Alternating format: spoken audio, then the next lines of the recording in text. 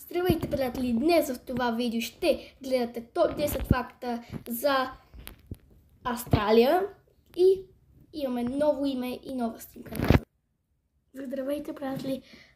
Днес в това видео ще направим топ 10 любопитни факта за Австралия. Съжалявам, че не съм качвал толкова много време. Извинявайте, просто качвам ви другите видеа, които не се броят точно като видеа. И снимам едно видео, което се трябва да го довърша, буквално да остават от видеото, сигурно нямаме и 10 минути. Питах двама мои приятели какво да построя в Майнкрафт и те ми казаха и го строя на креатив и после ми дават оценка. И скоро ще го кача, може би утре, да видите за какво става въпрос. Но здравейте! Днес в това видео както казах, ще направим топ 10 факта за Австралия. Но само да ви кажа, да ви покажа колко добре става само малко секунда с новите снимки на Златната топка. Вече така ще ми е канал и се казва вече Александър, не Alexander.gaming, но то още не се е гордо запаметил, не знам какво става. Защото съм го направила от таблета ми, а не от други устройства. Може би още трябва да пишете Alexander.gaming, ама то се казва Александър, но пишете Alexander.gaming, то ще ви излиза, че се казва Alexander.gaming, но всъщност се казва Александър.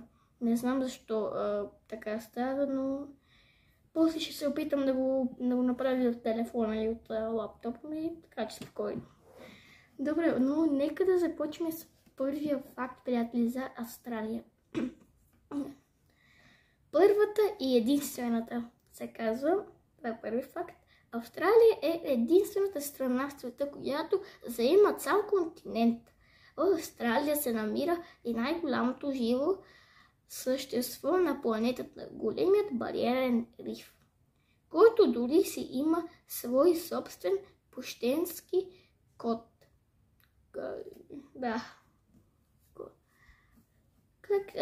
Тук трябва да ви излизат снимки, колко са красиви обаче рибите. Наистина, уникални рибки в Австралия. Сигурно вече не са такива, но в България по моретата и по това не са така. За жалост нещата. Това е лошо, че не са така нещата по морето в България или в някои други държави, за съжаление. Малко секунда. За съжаление не са така. Ми приятели, сега тук ще проверих на таблета, написах Александър и ми излезна, сега ще го проверя от лаптопа. Само моля секунда. И ми съжалявам, приятели, явно ще трябва да се пише Alexander.gaming. И това, за съжаление, но иначе се казва Александър, както ви казах, после ще се опитам. И това е което мога да направя, съжалявам. Не знам. Добре, нека да продължаваме с фактите. Така. Да ми заради, ако може. Добре, готово. Втората държава в света. Австралия е втората страна в света, която дава правото на жените да гласуват. Първата е Нова Зеландия. Това се случва през далечната 1902 година. През същата година е отменена и забраната за плуване през деня на плажа. Така, това беше втория факт. Нека да преминаваме към трети. 300 австралийци, разбирате ме, австралийци участват в първия флашмоб. Какво значи това? Майкото е дълъг. Първият в света флашмоб се провежда именно в Австралия през 1790 година, когато губернаторът на Тасмания посетил местният женски затвор. 300 престъпили закона, думи му обърнали гръб, едновременно вдигнали полите си и да се пляскат по...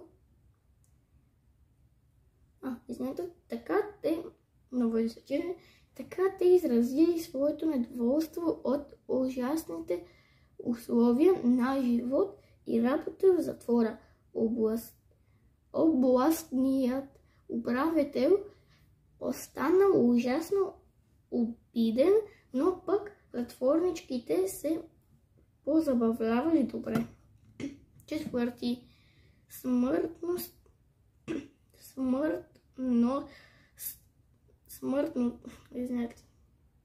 Смъртоносни животни, съжалявам. Хищниците, които най-често причиняват човешка смърт в Австралия, са крокодилите, акулите и каменните риби. Всичките обаче са победени от купомедзите. Годишно от отровата им умират повече хора, отколкото от първите 3 хищника взето заедно. Майко, това си е доста убийство. Доста са умрели. Така, нека не минаме към пети факт. 5640 км.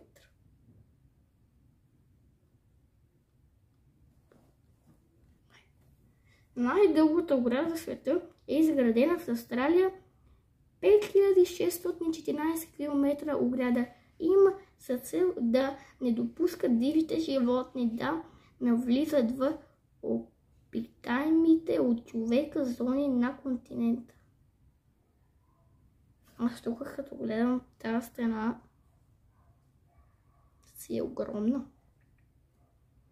Не е много голяма, може някой да прескочи, освен ако няма ток да. Но надали ще има ток, защото там са животни.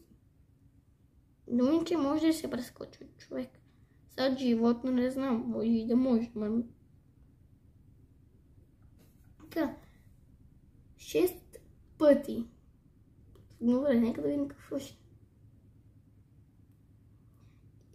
Именно толкова е по-ниско нивото на престъпност в Австралия в сравнение с САЩ. И това въпреки факта, че голямата част от белите австралийци са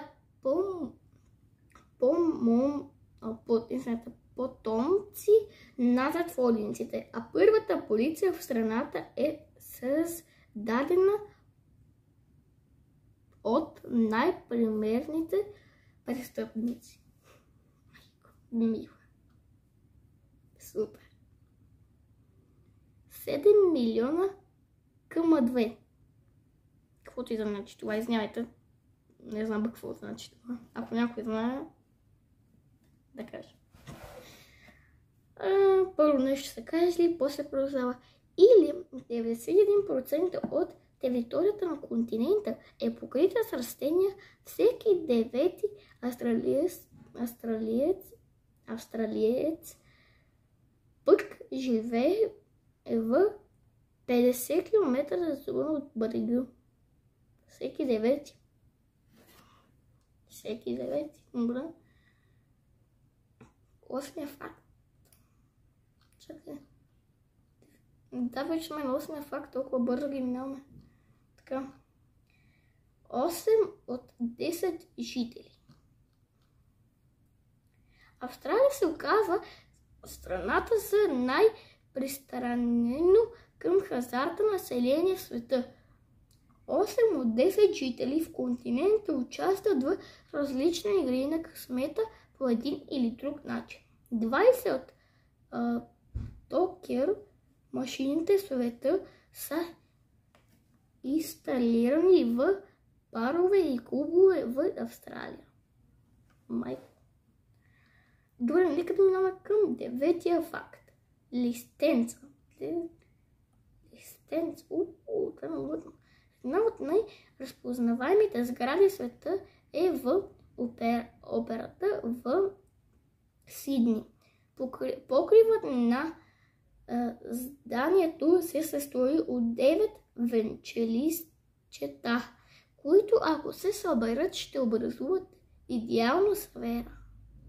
Да, верно. Вие тук трябва да го видите, които погледнете къде листенца, много са готвени. И 10-тия факт. 10 странни продажби. След 10 най-странни неща, предлагани за продан в eBay, няма как да минем и без участието на някой австралиец. Един от тях предложи за продан Нова Зеландия през 2006 година. Човекът обяви стартова цена от 0,01 австралийски долара за отсторената държава. Наддаването стига до 3000 долара през 3000 долара преди от eBay да прекратят аукцията. Как? Първо започва с една стотинка австралийски долара, което не знам на колко е равно, няма и 1 лев за Нова Зеландия. Аз ако бях направо сега си я купа. Не, наистина, това е една стотинка. 3000 долара за Нова Зеландия. Да. Добре, но това бяха фактите за днес. Надявам се да ви е харесало това малко по-кратичко видео. Благодаря, че гледахте. Надявам се са ви харесали тези 10 факта и само да ви покажа. Чакайте само малко. Ето, как вече се и казвам, Александър, то е наобратно, но още моля пишете alexander.gaming. Аз ще ви съобща в тук канала за Shorts, ако успея да го поправя. Ще ви кажа вече, че мога да пишете само Александър или друго име, което се сета да напиша. Така че благодаря, че гледахте. Чао и до нови срещи. Чао!